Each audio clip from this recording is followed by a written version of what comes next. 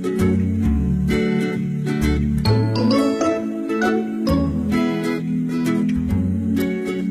កខ្ញុំសាកលវិទ្យាល័យកម្ពុជាគឺជាផ្ទះទី2របស់ខ្ញុំនិងជាគ្រួសាររបស់ខ្ញុំពីព្រោះថាសាកលវិទ្យាល័យកម្ពុជាបានគឺជាកន្លែងដែលផ្ដល់នូវចំណេះដឹងជាមួយនឹងបទពិសោធន៍ដល់ខ្ញុំមិនថាទាំងជំនាញទន់និងជំនាញរឹងជាពិសេសមួយវិញទៀតគឺ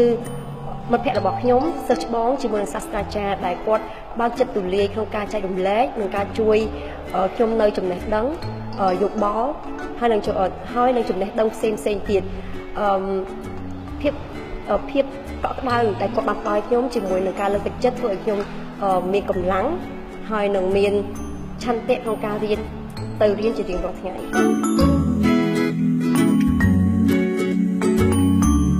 ខ្ញុំគិតថាសាកលវិទ្យាល័យកម្ពុជាមានចំណុចខ្លាំងពីរសម្រាប់ខ្ញុំគឺទី1គឺបរិស្ថាននៅសាកលវិទ្យាល័យកម្ពុជាទាំងបរិស្ថាននៅជុំវិញអគារនិងបរិវេណ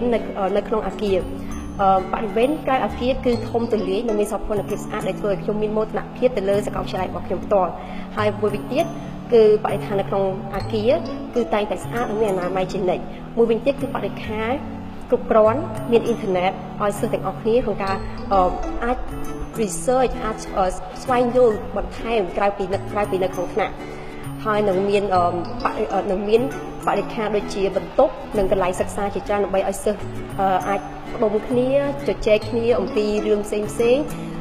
ដើម្បីចែករំលែកនៃការចេះចែករំលែកនៃចំណេះដឹង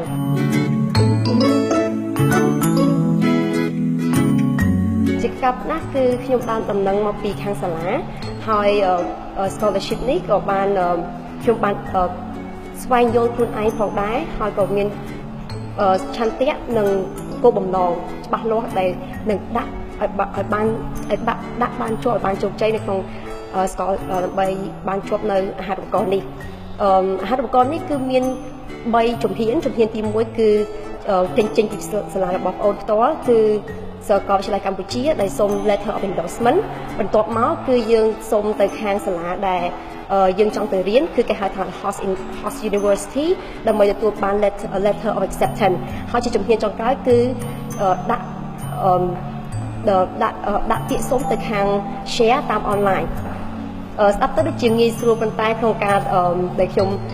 ចាប់ដើមធ្វើគឺមានបញ្ហាជាច្រើននិងភាពលំបាកជាច្រើនតែទោះយ៉ាងណាក៏ដោយខ្ញុំមានឆន្ទៈមុខមុតខ្ញុំគិតថាអ្វីក៏ដោយក៏គ្មានអ្វីដែលខ្ញុំមិនអាចធ្វើបានទេ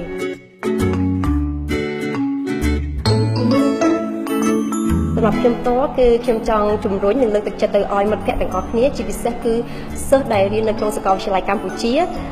ចាប់ឱកាសនេះដល់ឱកាសដ៏ល្អនេះដែលសាកលវិទ្យាល័យកម្ពុជាកំពុងតែផ្ដល់ឲ្យដើម្បីទទួលបានបទពិសោធន៍ថ្មីជាពិសេសទៀតគឺដើម្បីអភិវឌ្ឍខ្លួនឯងហើយមួយវិញទៀតគឺជាជំហានដំបូងនៃអនាគតដ៏ភ្លឺស្វាងនៅខាងមុខនេះ